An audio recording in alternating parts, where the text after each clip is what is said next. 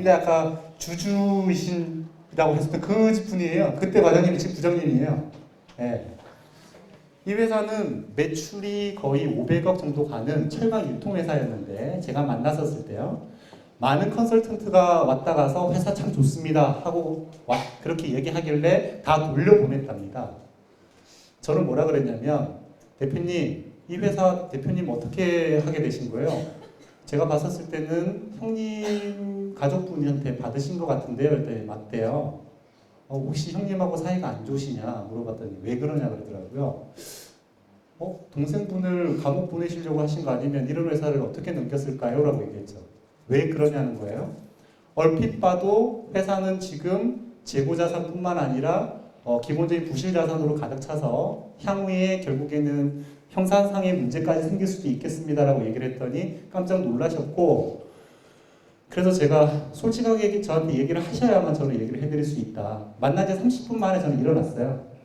낮에 만났고 저녁 9시 반까지 제가 이메일을 체킹하니까 그때까지 답장을 달라 그랬고 어떻게 하기를 원하시는지 내용을 해서 보내달라고 했어요. 메일 왔을까요? 안 왔을까요? 왔으니까 지금까지 계속 뭔가 하고 있겠죠. 뭐라고 하냐면 1번 회사를 문을 닫게끔 해주십시오. 감옥 안 가고. 이게 1번이요. 두 번째, 살릴 수 있으면 살려주십시오. 그게 2번이에요. 저는 뭘 선택했을까요? 왜 다 아세요? 우선은 제가 답장을 보냈어요. 6개월 동안 제가 하자는 대로 따라오시면 최대한 살려보겠습니다.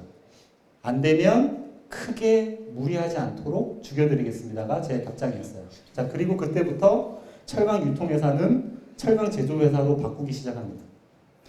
그래도 참 거리가 있어야 해요. 없으면 못해요. 철강 유통만 하는 회사가 아니고요. 철강 유통을 하다가 철강을 납품해서 우리 여기 너무 구체적으로 얘기하면 회사가 늘어날 수도 있으니까 뭔가 위에 그 건설할 때 만드는 이 철강 제품이 있는데 거기다가 납품을 했는데 그 회사가 그 물때를 못 줘갖고 그 회사를 인수하게 됐어요.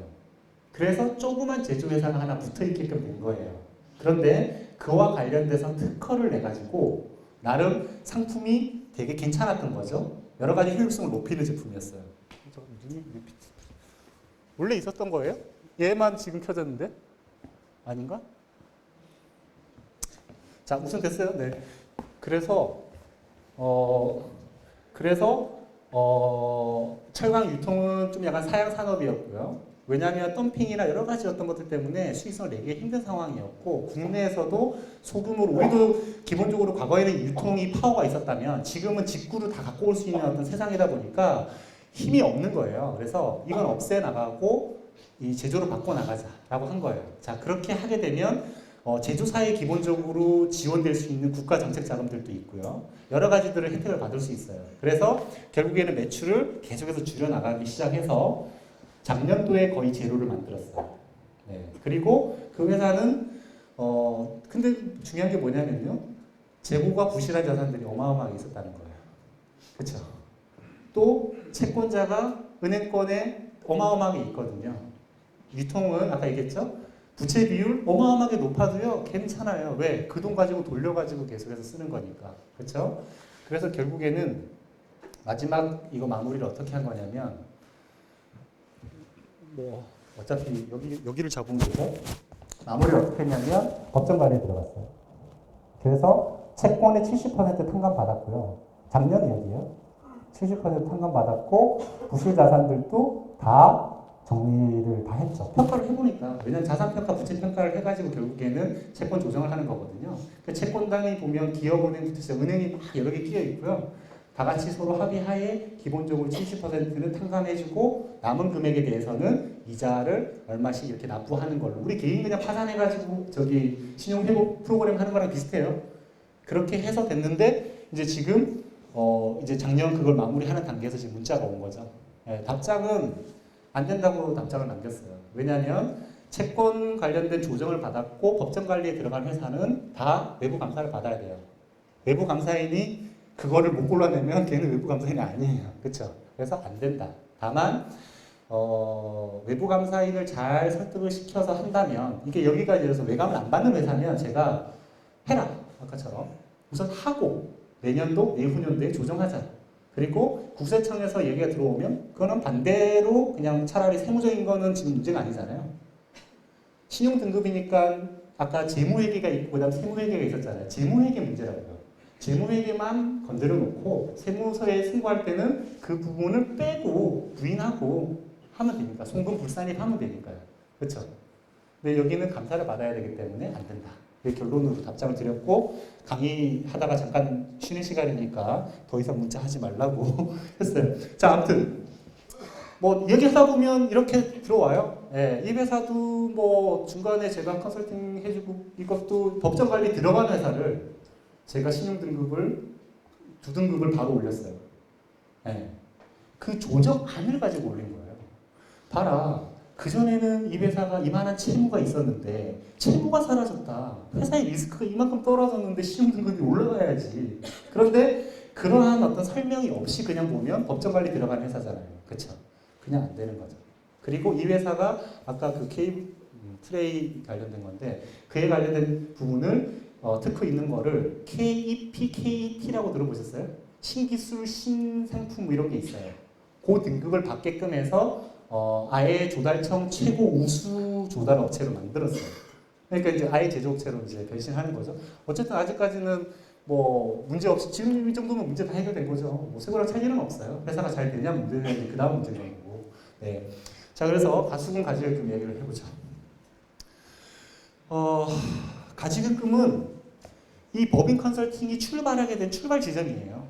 어디에나 있어요. 네. 그래서 항상 가지금을 물어보셔야 되고 최근에 여기 팀장님 계신데 제가 경주 갔었을 때 그 회사예요. 건설회사였고 피플이 그 다음날 선배님과 계약하기로 계약서 뽑아오기로 한 바로 전날이라서 제가 원래는 안 가겠다고 거부 지금 제가 바쁘잖아요. 동행 안 가겠다고 하다가 전화를 몇 번을 받고 그 열성에 제가 뭐 시간 잠깐 있으니까 잠깐 내려갔다 오자 하고 내려가는 건이에요. 거기에도 결국에는 가기 전에 회계상으로 봤었을 때는 가지급금이 1억 2천인가 있었는데 갑자기 그게 없어졌어요. 3천인가 남고 나머지가 다 없어졌어요. 근데 그게 원래 가지급금이라는 항목이 나오면 안 돼요. 회계 그 결산에 나오게 한 거는 세무사가 잘못한 거예요. 가지급금은요. 그 회계 기간 중에 잠깐 잡아놓는 거고 결산할 때는 그걸 항목을 정해줘야 돼요. 중간에는 못 정했지만 가지급금이잖아요. 지급은 했는데 뭘 했는지를 모르겠다. 가짜로 우선 만들어 놓은 계정이에요. 연말이 되고 나면 그거를 단기 대여금이든 뭐 아니면 재고자산이든 뭔가로 분배를 해줘야 되는 게 맞거든요. 그때는 확인을 해야 되니까. 자, 그런데 희한하게도 어쨌든 가지금에 나와 있는 거였고 크레타를 봤었을 때 근데 갑자기 작년에 없어졌어요. 그게 1억 2천인가 됐는데 제가 가기 전에 우리 저희 그 연구원 세무사하고 보면서 대충 가면 가지금 한 3, 4억 나오겠다. 내가 이러고 갔거든요. 대표이사님 딱 얘기하는 게 4억의 가지금이 있다는 거예요. 네. 가지금 문제는 어디나 항상 발생돼요. 업력이 길수록 더 많이 발생되고요. 4, 5억은 기본이고 제가 아까 그 주식 8억 세금 나왔는데 2억으로 했었다는 그 회사 같은 경우는 가지금이 지금 15억이 쌓여 있는데 그 중에서 제가 8억을 재작년에 없앴어요. 뭘로 없앴었냐면 특허권 평가로 대표이사님이 갖고 있는 특허를 평가를 해서 최고의 증액을 시켜서 그걸로 가지금하고 상계 처리하는 걸로 해가지고 8억은 줄였어요. 나머지는 한 번에 하면 좀 그렇잖아요. 국세청 입장에서도 가지금 네가 지금까지도 못하는 걸 어떻게 그렇게 빨리 타냐 할 수 있으니까 단계적으로 가기 위해서 다음 포지션으로 내려놨고요. 그 가지금이에요. 네, 자 봅시다. 잔고하고 실제 잔고의 차이가 가지금이다. 어쨌든 이름을 붙일 수 없으면 다 가지금이다. 대표이사가 가져갔다 안 가져갔다 상관없이 다 가지금이다. 자, 그러면 해결 방법은 뭐예요? 동영상 보셨으면 답이 나와요. 해결책이 뭐예요? 돈을 돌려놓으면 돼요. 결론이에요. 모든 솔루션이에요. 가지금은 돌려놓는 거 말고 방법이 없어요. 뭘로 돌려놓을 거냐? 내 돈으로. 없어요? 그럼 못 돌려놓죠. 그럼 네가 아니죠. 대표님이니까. 대표님이 돈이 괜히 없으면 돈을 어디선가 구해와라는 거예요. 어디서 구해올래라는 거예요. 친구한테 빌려오면 친구한테 갚아야 되잖아요. 그것보다야 내가 어차피 회사에서 뭔가 돈을 내가 받을 돈들이 있으니까 그 돈을 내가 받아가지고 갚으면 되지 않을까? 라고 생각하겠죠. 그래서 내가 회사에 받을 돈이 뭐가 있지? 봤더니 급여를 인상해서 받으면 되죠. 근데 급여 인상 얼마까지 할 수 있겠어? 얼마 안 되잖아요. 그쵸? 몇 년 있다가 다 갚을 거면 급여를 인상해서 받으면 돼요. 급여를 몇 천씩 더 받아갖고 모아갖고 한 뭐 5년 모아가지고 한 몇억 모아가지고 갚아도 되죠? 지금 솔루션이에요? 우스갯소리 아니고 이것도 솔루션이에요. 결론 얘기 드렸잖아. 갚으면 된다고. 두 번째, 결국에 소득을 우리가 갖고 나오는 거는 아까 얘기한 것처럼 포트폴리오를 짜야 된다. 기간별로 아니면 인별로. 인별로 쪼개는 거에 대한 것 부분은 배당이 들어가야만 포트폴리오가 훨씬 쉬워진다. 그러면 여기서 또 분명히 똑같은 결론이 들어가죠. 지분 일부를 자녀하고 와이프한테 주고 차등 배당을 통해서든 어쨌든 배당을 통해서든 쪼개면 이율은 떨어질 수 있다 그랬죠. 떨어지게 만들어서 원래대로라고 하면 3천만 원씩 더 갖고 나올 수 있었던 걸 한 1억씩 더 갖고 나와도 문제될 게 없으니까. 그러면 아까 5년 돼봤자 한 2억 정도 모을 수 있는 거를 5년 동안 5억 모아서 다 갚아버릴 수 있죠? 그죠? 자, 그리고 나서 또 더 갖고 나오려고 보니까 퇴직금이 있었던 거예요. 그죠? 그래서 가실금을 해결하기 위해서 퇴직금 플랜 나왔고, 퇴직금 그러면 10년 후에 퇴직할 건데 그거를 그때 가서 갖고 나오려고 그러니까 가실금 해결이 안 되잖아요? 그래서 퇴직금 중간 정산이라는 걸 한 거예요. 지금 퇴직금 중간 정산 기본적인 어떤 항목들 중에 원래 사용했었던 부분들이 없어졌어요. 그래서 지금은 일반적인 퇴직금 중간 정산은 못한다. 그냥 못한다고 생각하셔도 돼요. 하지만 지금 퇴직금 중간 정산 케이스가 하나 상담이 와서 상담을 해드린 게 있어요. 그 예외 케이스에 해당되기 때문에 그건 퇴직금 중간 정산을 하기로 된 거예요.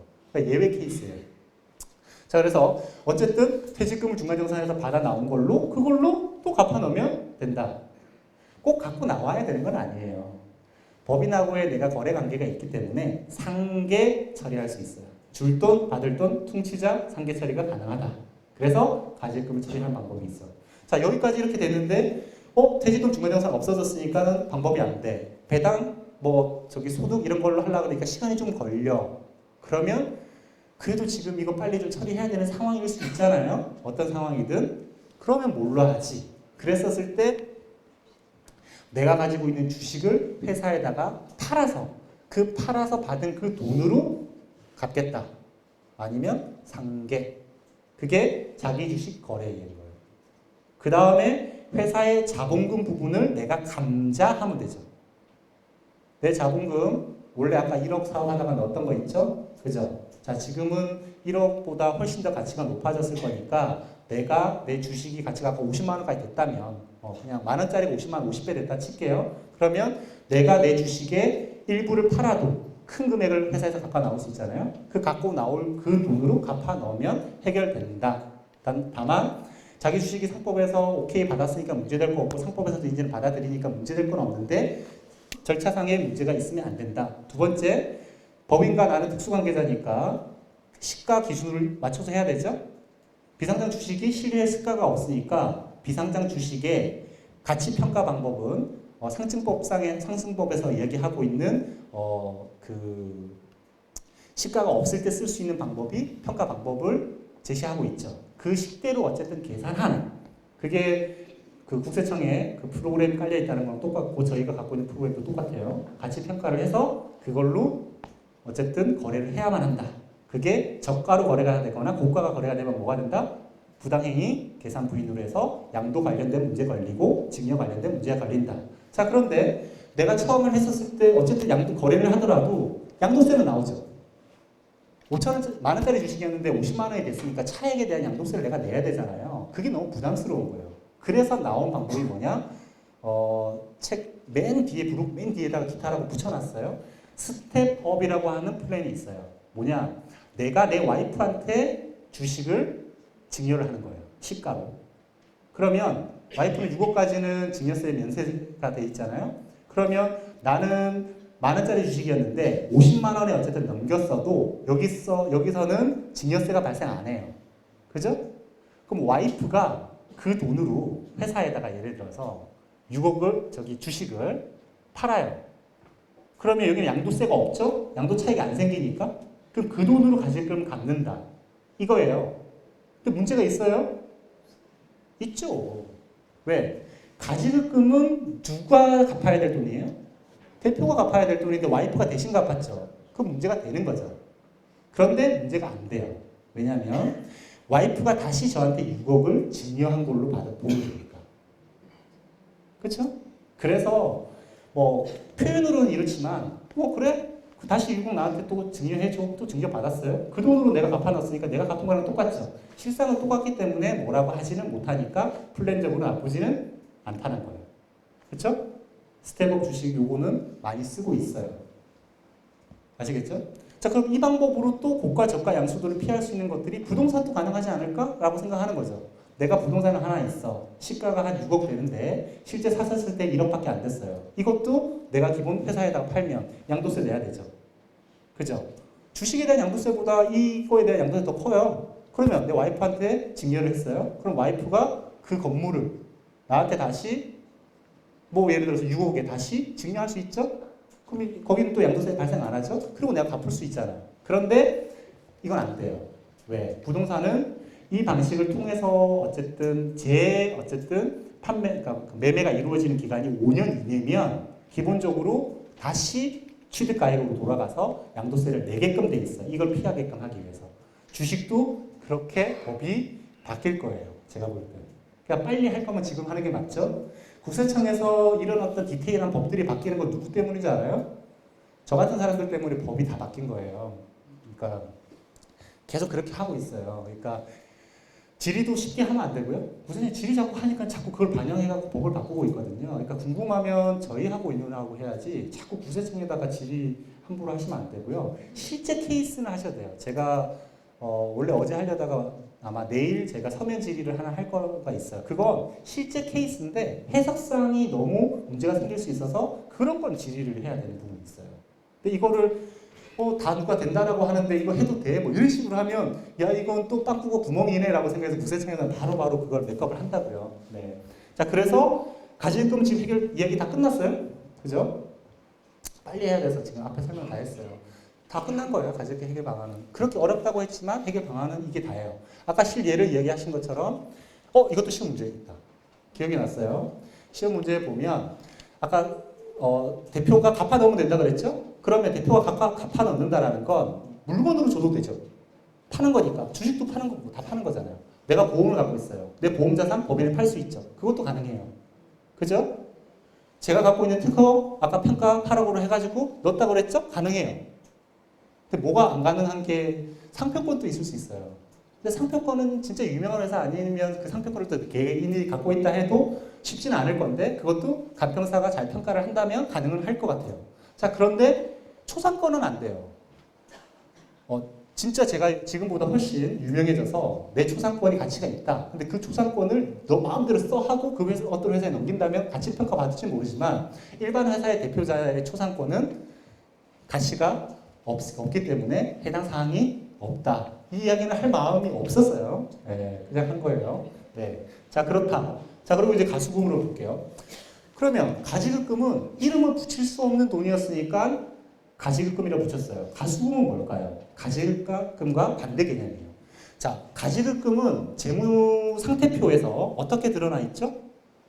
회사 입장에서는 지급한 거죠. 지급한 거면 받을 돈인 거죠. 자산이에요. 자산 항목으로 나와 있어요.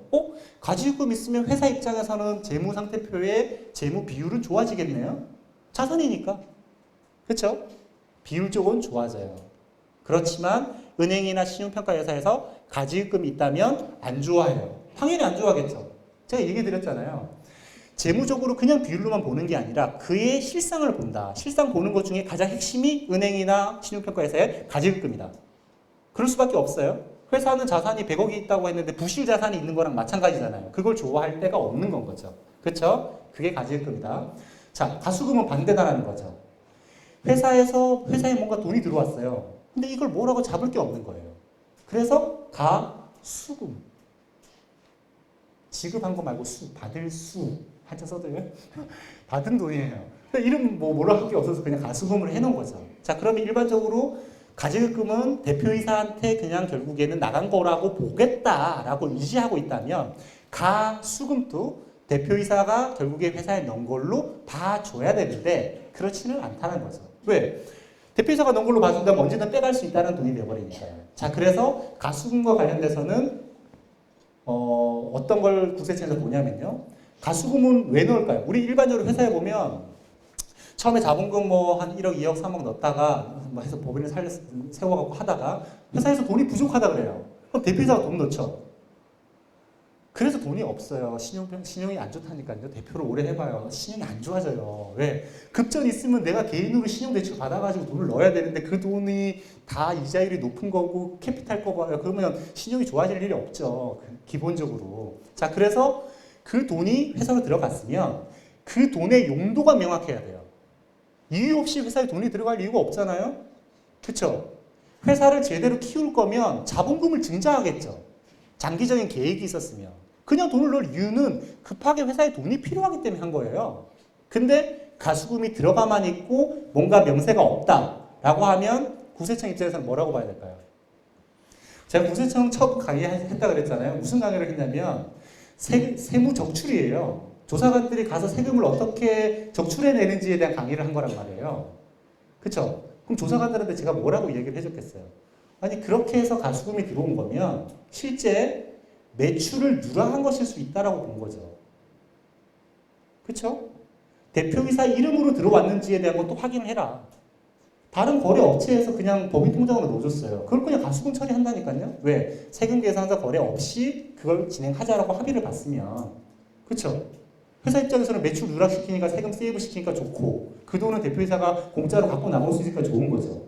그럴 것 같으면 대표이사가 그 거래처한테 직접 지가 받았어야죠. 지 통장으로. 근데 지금은 지 통장으로 받아도요. 다 골라낸다니까요. 제가 지금 받을 컨설팅 피가 좀 있어요. 그건 어떻게 받기로 했냐면 그거는 제가 지방에 계신 분이에요. 멀리 계세요. 가서 박스에다가 제가 받아오고 큰 돈은 아니에요. 그렇다 해도 어찌됐건 간에 그게 우리 그 개인 소득세율 있죠? 여러분, 여기 저기 베프시님들이 아니구나. 되게 우리 위에 구간이 있잖아요. 대부분. 그렇잖아요. 생각보다 나 얼마 안 버는데 사실은. 그쵸? 그게 얹어지면요. 그게 반은 날아간다고 봐야 돼요. 사실은. 그러려니 차라리 뭐 지방이지만 바람세를 한번 갚기로 하고 가서 사실은 받아오고 서로가 안 남기는 거죠. 근데 그 전에 제가 조그만 3만, 2천만 원짜리들은 제가 아는 그냥 그 조그만 규모 있는 회사 그 대표 통장으로 받았어요. 어차피 그게 매출에 기여를 많이 안 하는 부분들이라서. 근데 금액이 몇천 이상 넘어가게 되면 부담이 되죠, 사실은. 그렇죠? 그래서 그냥 충분히 서로가 합의 볼 수 있으면 현금으로 찾아달라. 아까 뭐라 그랬죠? 40대가 4억 정도까지는 소명 안 해도 된다며요. 내가 그만큼 더 늘어났다고 해서 소비 지출에다 다 묻어지면 큰 차이는 없잖아요. 그렇죠? 그러니까 다양한 어쨌든 이 팩트와 또 그런 것들을 이해를 하게 되면 선택이 가능하고 결정이 가능해져요. 그래서 제가 뭐라 그러냐면 세법, 상법, 민법, 형법까지도 우리가 우리 정도 나이가 되면 상식으로 바라본 게 법이다. 이런 얘기를 해요. 상식적이잖아요, 다. 거의. 그죠? 상식적으로 이건 싸게 주고 증여한 거 맞잖아 하면 증여세 내는 거고요. 거의 상식선에서 우리가 맞춰가는 거예요. 네. 자, 그래서 설명드린 거고요. 가질금은 다 설명했어요, 지금. 완벽하게 다 설명을 다 드렸고요. 다만 그에 대해서 어떤 페널티가 있는지에 대한 것만 한번 얘기 드리면요. 기본적으로 법인세, 자, 일반적인 프로세스를 한번 얘기 드려볼게요. 대표 회사에서 가질금이 어쨌든 생겼어요. 계속 적수를 계산해요. 지금 3억이 있는데 뭐 또 가질금이 3천만 원 발생했잖아요. 그럼 직원이 뭐 예를 들어서 1월 뭐 20일 날 3천만 원 더 플러스 계속해서 쌓아가요. 그러면 그거를 일수별로 해가지고 인정이자를 계산해요. 인정이자가 뭐냐? 이자는 이자인데 진짜 이자가 아니라 인정이자, 이자로 인정을 해야 되는 거예요. 왜? 가질금은 대표이사에게 빌려준 돈으로 보는 게 가질금이란 말이에요. 그쵸? 빌려줬으면 이자를 받아야 되죠. 그죠? 얼마 이자를 받을래? 그 계산한 게 인정이자예요. 되셨죠? 몇 퍼센트냐? 6.5%였는데 지금 4.6%로 바뀌었어요. 떨어뜨려 준 거예요. 다행인 거예요. 네. 지금 이율이 계속 떨어졌었잖아요. 근데 지금 이율이 다시 올라가죠? 전체적인 기준 이율이 올라가잖아요. 그럼 저도 올라가겠죠? 그죠? 더 떨어질 일은 없어. 그럼 4.6%에 해당되는 것만큼에 대한 걸 법인은 뭐예요? 이자를 받은 거죠. 실제 받았든 안 받았든 상관이 없어요. 받은 걸로 봐야 되잖아요. 그만큼에 대해서는 법인세 내야죠. 법인은 이익이 생기면 법인세 내요. 증여를 받았어도 증여세 내는 게 아니라 증여세 내는 게 아니라 법인세 내는 거거든요. 자, 인정이자에 대해서 법인세를 추가로 내야 되죠. 됐죠? 두 번째, 그 인정이자만큼을 실제 받았으면 지금 저렇게 하는 거예요. 근데 대표이사가 내가 가져간 적도 없는데 생긴 가지급금에 대해서 인정이자마다 내가 계속해서 내겠어요? 안 내겠죠. 그죠? 그 안 낸 부분만큼을 회사 입장에서 추가적인 가지급금으로 잡는 거예요. 대표이사한테 그만큼 또 준 걸로 보겠다. 빌려준 걸로. 그러면 가지급금이 계속 증가하겠죠. 아마 3억이 이 방식으로 가면 우리 복리의 마술 있잖아요. 이것도 복리의 마술이에요. 몇 년 지나면 이게 더블이 돼요. 아, 이거 계산해보면 쉽겠다. 그때 6.5는 쉬웠는데 4.6이니까 우리 70 법칙 있잖아요. 역으로 해보면 이건 좀 더 오래 걸리겠네. 6.5만 됐었어도요. 거의 한 10년 정도 지나면 2배가 돼 있거든요. 네, 계속 그렇게 불어나요. 자, 그리고 나서 제가 회사가 예를 들어서 가지급금이 1억이 있다. 예를 들면 회사가 2억을 은행에서 대출을 받았어요. 그럼 거기 이자가 있겠죠? 이자는 비용 처리하겠죠. 근데 이 개념을 보면요. 회사가 2억을 비용을 내가면서 빌려온 돈 중에 1억을 나한테 빌려준 거잖아요. 업무 무관이죠. 그렇죠? 그래서 여기서 페널티를 줘요. 은행에서 네가 빌려와서 1억을 준 거는 네가 대신 뒤집어 쓴 거 아니야? 너 그 중에서 그 1억에 해당되는 것만큼에 대해서 이자 준 거는 비용 처리 못 해주지. 네가 개인 대표이사 이자 대신 내준 거잖아 라는 거예요. 되셨죠? 되셨죠? 또 인정이자 부분은 결국에는 나중에 가지급금 포함해서 다 저한테 소득 처분이 될 수 있겠죠? 당장 되는 건 아니지만 그러면 저한테 소득 처분이 돼서 저는 종합소득세에 얹어지겠죠. 가지급금이요 장난 아니에요. 그래서 가지급금 해결하라고 하는 거예요. 그죠? 자, 그래서 가지급금 얘기는 다 끝났어요.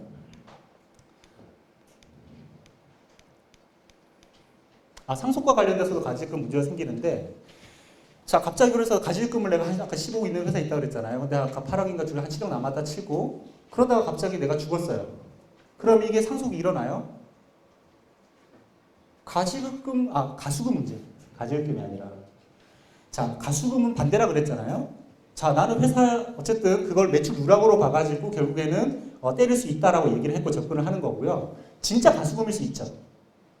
회사에 내가 필요해서 돈 줬고 증빙이 다 있어요. 어디 쓰려고 해서. 그러면 그 돈은 내가 언제든 가져나올 수 있는 돈이에요. 그렇죠? 두 번째, 가져나오려고 하면 회사가 돈이 있어야 되잖아요. 제가 가수금 넣어가지고 회사에서 돌려받은 적 단 한 번에 없어요. 저는. 급하게 해서 돈이 들어갔는데 그게 돌아가지고 다시 나한테 돌아온다? 그런 일 없거든요. 그럼 어떻게 해요?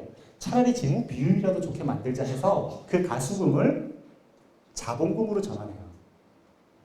왜 그러지? 자, 그럼 다시 재무상태표를 떠올려봐요. 가지급금은 자산이었죠. 가수금은 부채겠죠. 회사가 줄 돈 이걸로 돼 있잖아요. 부채인 거예요.